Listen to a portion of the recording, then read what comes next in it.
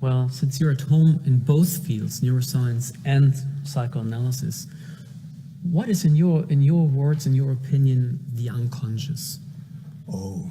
That's a big one. That's the big question. To start with the biggest one. Yeah, it's the biggest question of it all. I think it would be easier to look at it through asking the question, what is consciousness? Because I think the vast majority of our mind is unconscious. I think Freud had the metaphor that consciousness is like a light, like a flashlight in a very empty, very dark cellar where you look at different places.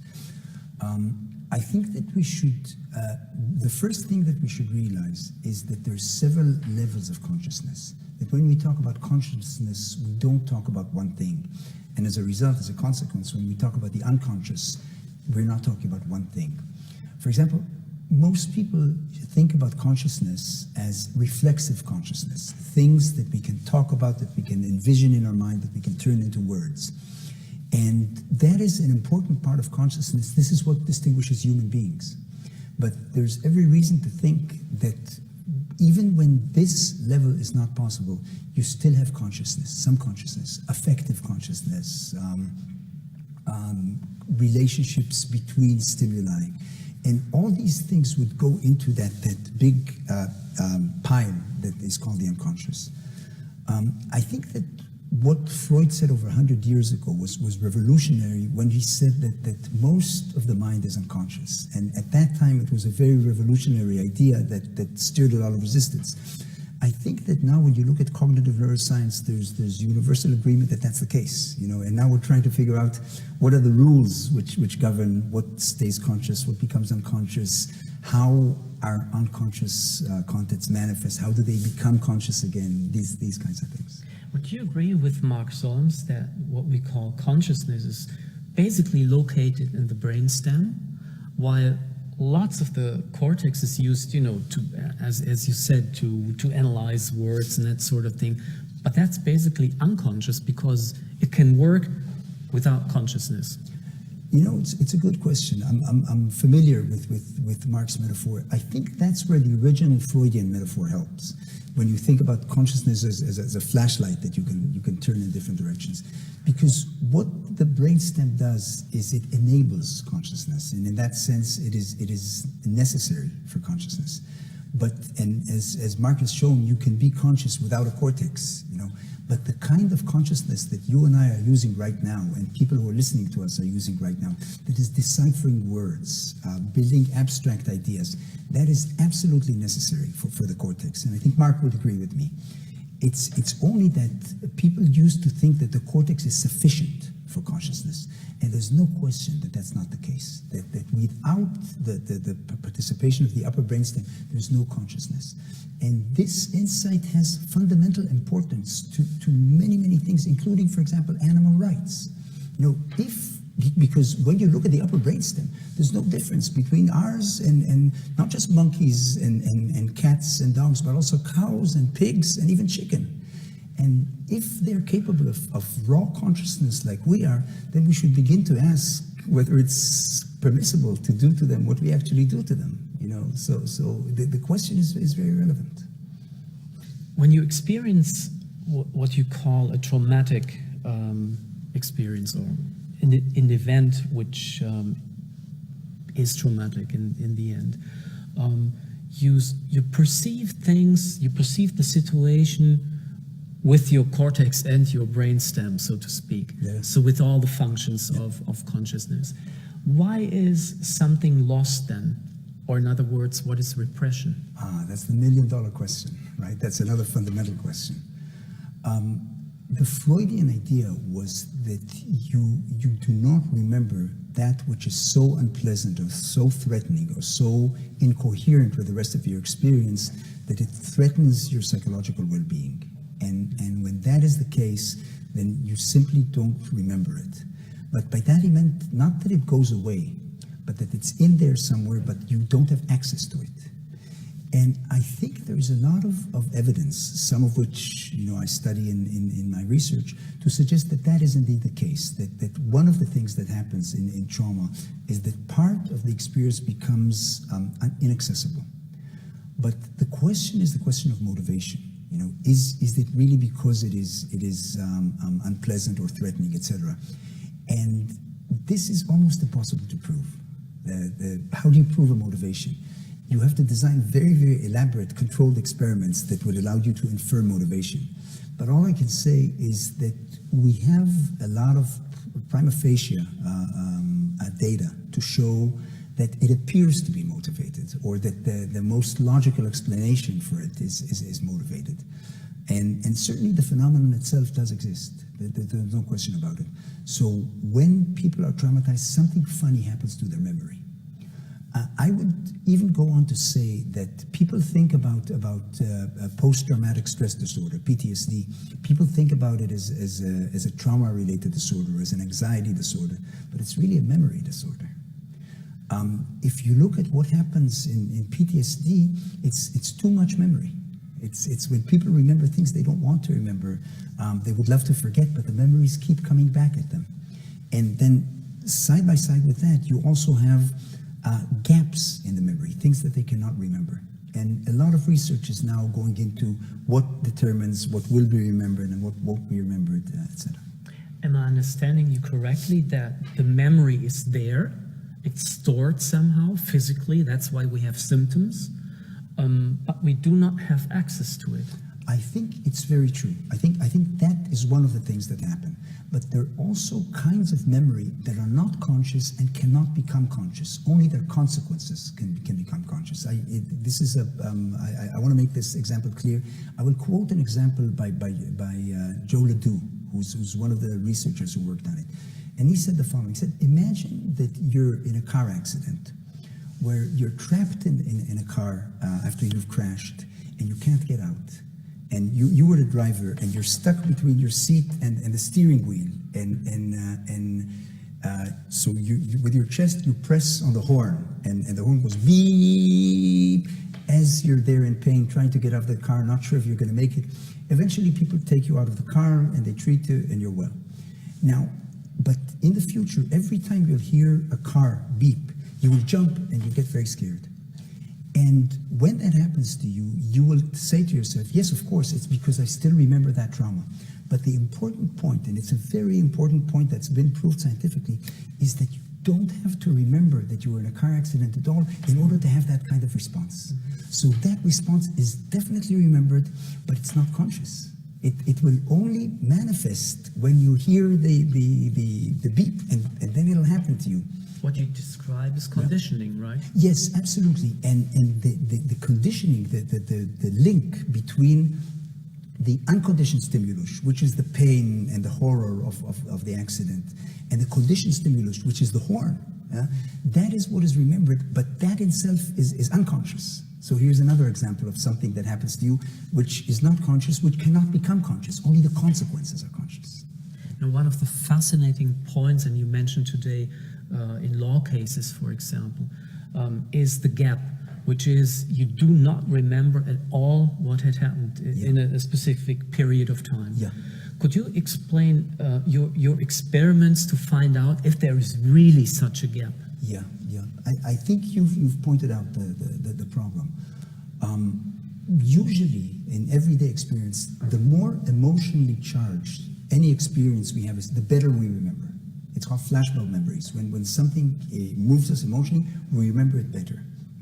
But in cases of psychological trauma, sometimes the opposite happens. You remember less. And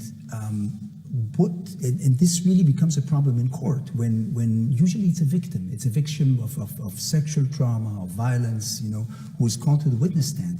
And the attorneys for the defense can find a lot of gaps and inconsistencies in the memory. And then they say, well, Mrs. So-and-so, if it really happened to you, how come you don't remember if you say it was so traumatic? And I've seen these things, and they're very unpleasant. And so that was one of the motivations for our work, which is to empirically test the question of whether do we remember better or worse when things become very traumatic. And what we did is we followed up people who've had actual traumatic events happen to them. People who were in car accidents, people who were in terrorist attacks in Israel, people who returned from combat and had combat trauma. And we followed their memories. We interviewed them about what happened. at several time points, and we looked at the consistency of the narrative, and then we could prospectively, that is, from the past going forward, show that there were actual gaps in the memory, and the more traumatic the experience was, the more gaps they had, and the more inconsistency they had. So now I think we've proven sufficiently that when people are traumatized, actual trauma, then their memory becomes worse, not better. And of course, that has a lot of ramifications for the legal system as well. Why is the opposite true as well? Moments of bliss, you remember the situation. I had bliss, when I was on top of the mountain or whatever, had sex, whatever, it doesn't matter. But you cannot remember precisely what the feeling was. Yeah, that's a shame, isn't it? Yeah. You would love to. I think it again comes to the fundamental fact that memory is not a single thing. That when we talk about memory, normally, under normal conditions, we experience it as one coherent unit. But really, memory is subdivided. It's subdivided in the brain, and it's subdivided phenomenologically. And in all these situations, like you mentioned, we see a breakup of the experience. For example, you remember the fact that you had a feeling, but you don't reconstitute the feeling. That can definitely happen. Yeah, these are two different strands of memory that operate in parallel. And you can either have both of them, or have one and not the other, or the other and not the first. Could you say maybe then that if consciousness works with emotions, because emotions tell us there is something important, if you have too much emotion, this effect of directing our attention to a problem to be solved does not work anymore? No.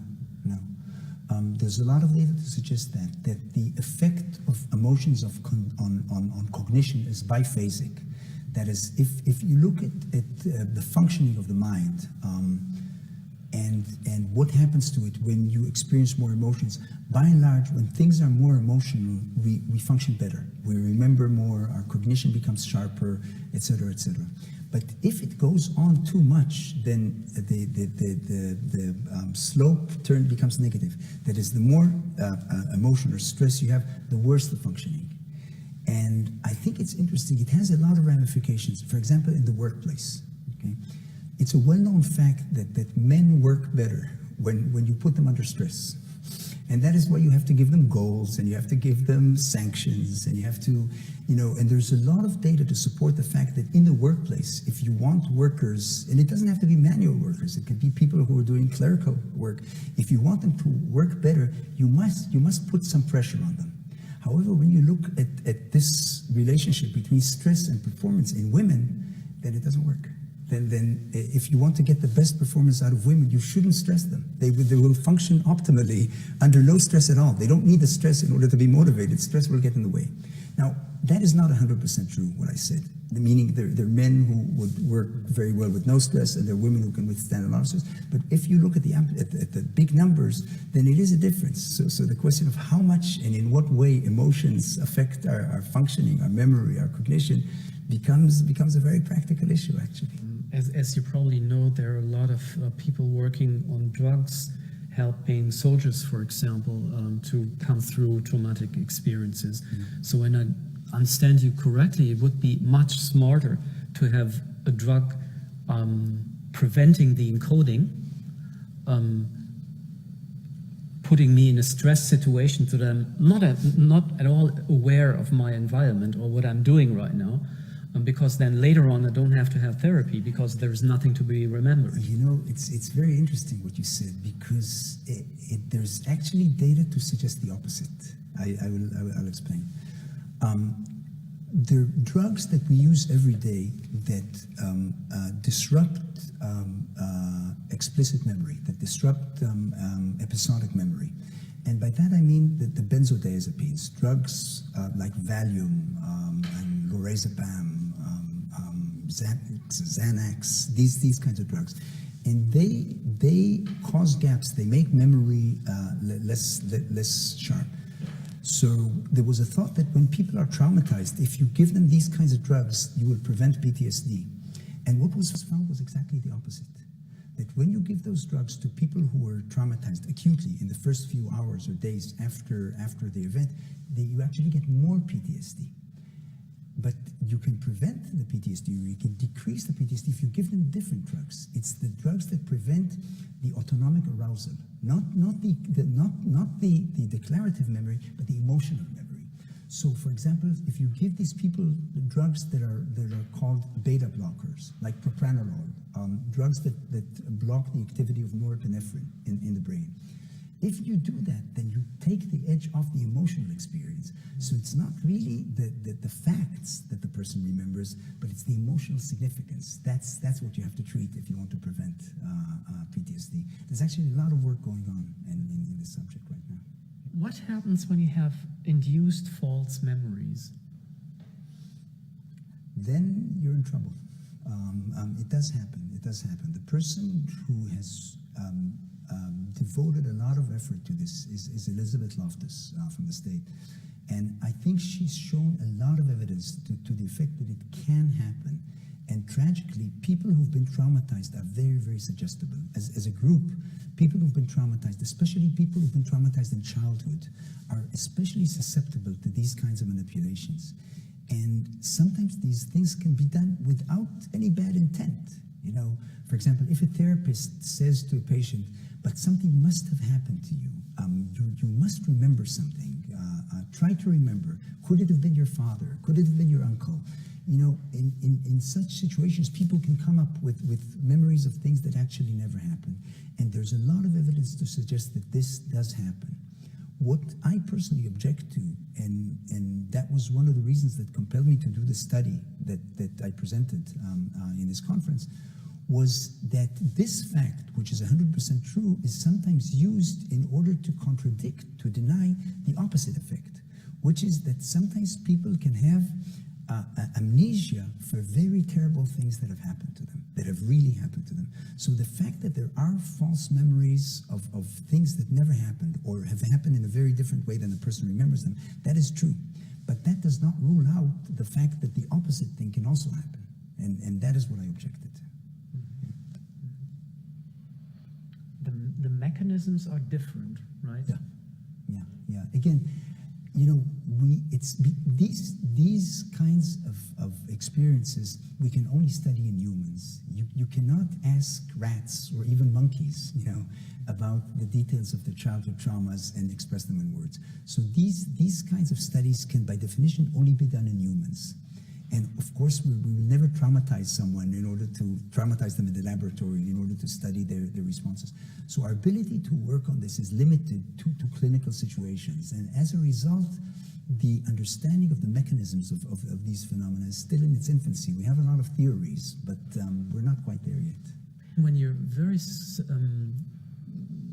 susceptible to strange ideas, ideologies, you know, you just mentioned, it seems that makes it easier for those ideologies or concepts to work when they meet a brain which is somehow damaged. I think it's very true, and I think it makes us as clinicians, it places a lot of responsibility on our shoulders. I think that it means that clinicians who work with traumatized patients have to be very careful in not inadvertently inducing ideas about the etiology. You know, it's often heartbreaking because people who've been traumatized, especially people who've been traumatized in childhood, are interested in two important things. The first is they want to know what happened to them, how it happened to them, who did it to them, one. The second is they want to know if you believe them. It's very, very important for them to know that the therapist really believes them because their experience is so confused and they oftentimes don't believe themselves. So oftentimes the therapist finds that there's a lot of pressure on him, on her, to say, yes, it happened just like you remember it, it must be so. But that can be a trap because sometimes without anybody intending it, you can come up with ideas that are not veridical. And that can be a problem.